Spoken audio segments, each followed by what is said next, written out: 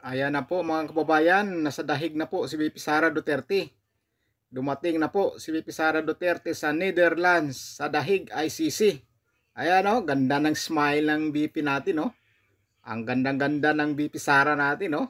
Parang wala lang mga problema na hinaharap. Parang walang mga pagsubok sa buhay na hinaharap na napakatindi.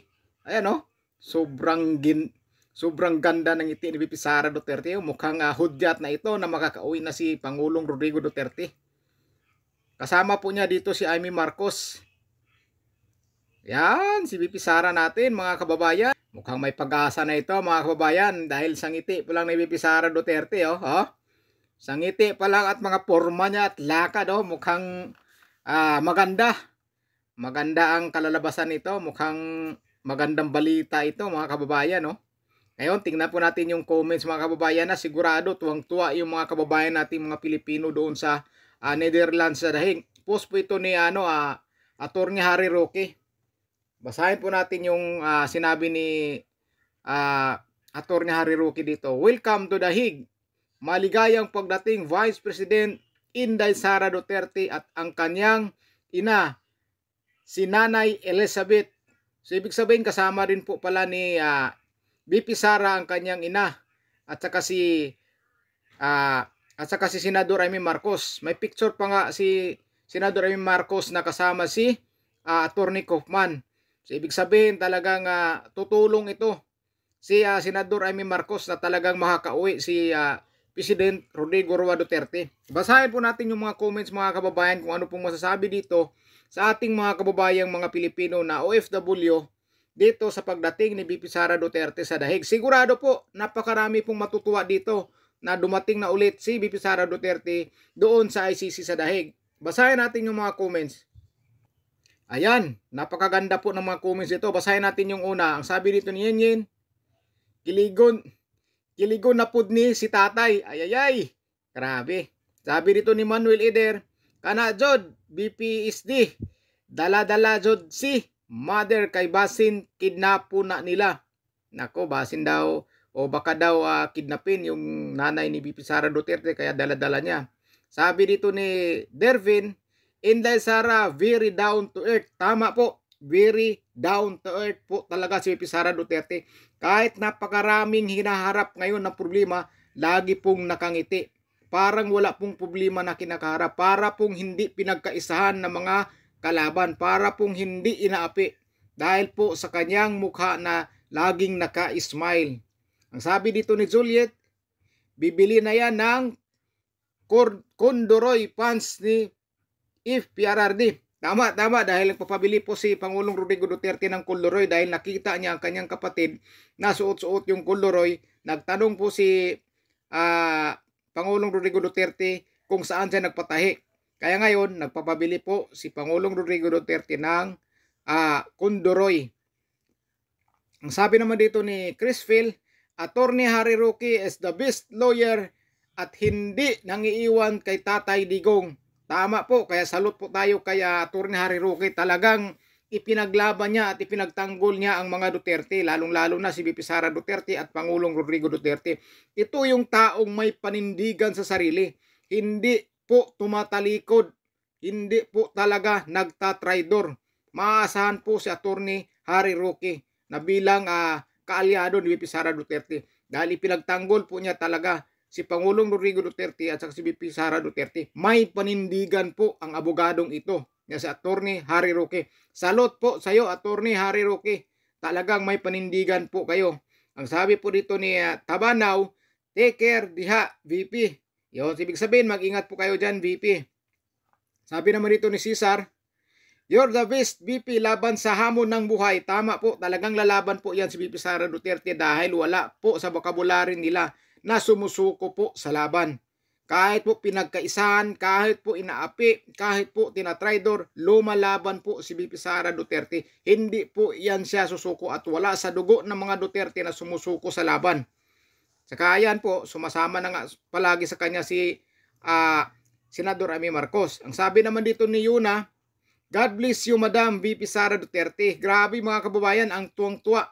Grabe mga kababayan, tuwang-tuwa po talaga ang mga Pilipino na nakarating na po ulit si VP Sara Duterte doon sa dahig at magkikita na po sila ulit ni President Pangulong Rodrigo Duterte kasama po si Senador Amy Marcos at saka kanyang ina. Ang sabi naman ito ni Grace, amping kanunay VP, malipay na po kaayo si Tatay Digong, gibisita ninyo. So ibig sabihin, ingat po VP Sara, magkikita naman po kayo ni Tatay Digong. Sabi dito ni Paula, ingat po VP Inday namin, God bless. Grabe po mga kababayan. Grabe po mga kababayan yung mga message dito para kay VP Sara Duterte. Grabe po talaga ang nagmamahal kay VP Sara Duterte. Grabe po mga kababayan. Makikita mo po dito sa comment na grabe, puro po talaga pagmamahal ang mga comments dito para kay VP Sara Duterte. Sabi naman dito ni Ars, ingat sana makauwi na si PRRD. Sabi dito ni Hope, ingat po kayo dyan. Sabi dito ni Erenia, take care po at sana maiuwi na si Tatay Digong. Sabi naman dito ni Chrisfield, I love you ma'am, VP Sara, kahit ano pa sabihin ng iba, sa puso namin totoo ka at may malasakit sa bayan. Tama po, big chick po talaga itong sinasabi ni Ma'am Chrisfield. Dahil totoo po, si VP Sara Duterte po ang totoong nagmamahal sa taong bayan at saka sa ating bansa.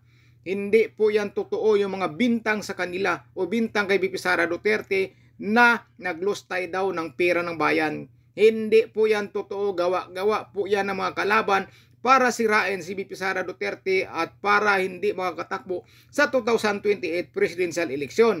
Dito makikita po natin ang mga message na grabe po talaga ang pagmamahal ng taong bayan kay VP Sara Duterte. Dahil kay VP Sara Duterte po tayo makakakita ng pag-asa natin. Diba mga kababayan?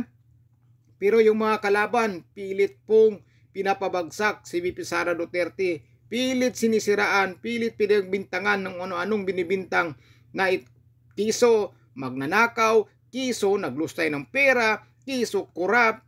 Pero ang lahat ng yan ay hindi po yan totoo. Yan po ay mga gawa-gawa lamang ng mga kalaban para pabagsakin si VP Sara Duterte. Ang sabi naman dito ni Zinib, ano naman kaya masasabi ni Auntie Claire nito? Ay malamang sigurado may masasabi na naman yon. Alam po natin yon. Talagang pagdating sa mga Duterte, puro banat yon. Ang sabi naman dito ni Mafi, amping pirmi ma'am, VP, kailangan ka pa namo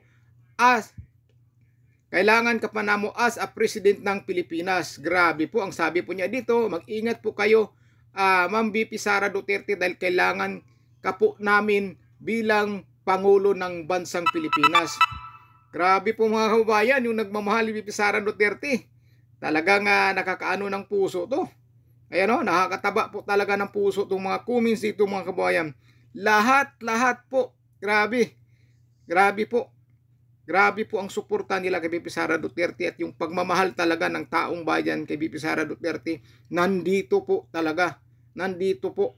Makikita po natin dito sa mga messages na to na grabe po.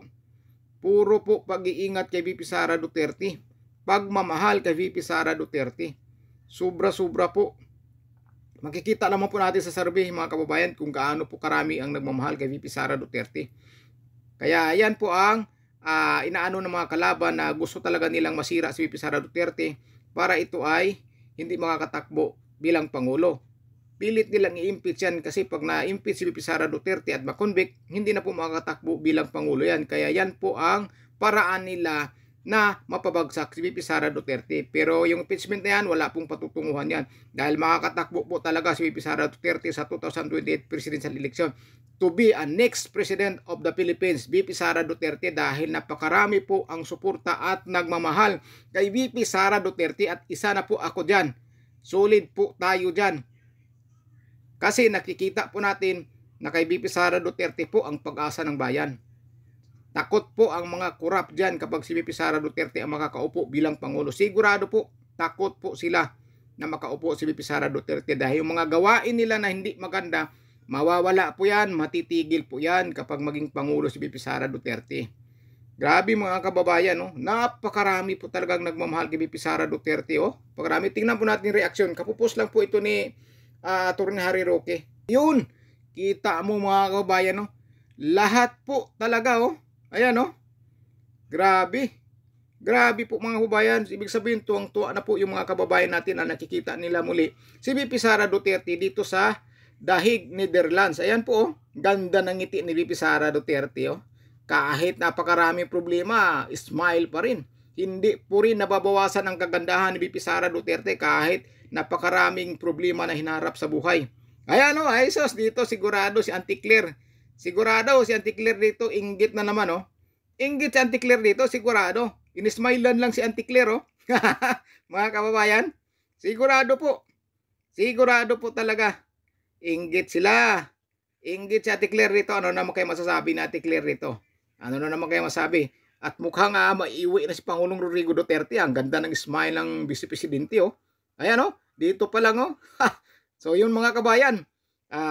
Ito po ay kapupus lang po ni Atty. Harry Roque. At binabalita ko rin po sa inyo na yan na nga po. Maraming natutuwa o karamihan po ng mga OFW at mga kababayan natin Pilipino ay natutuwa na nakikita muli si VP Sara Duterte na pumunta na po sa Dahig, Netherlands at magkikita na po sila ni Tatay Digong. Kasama po ang nanay ni VP Sara Duterte at si Senador Amy Marcos. At saka si Senador Amy Marcos po, nagkita po sila ni Atty. Kaufman. May picture po sila. Ito po mga picture nila.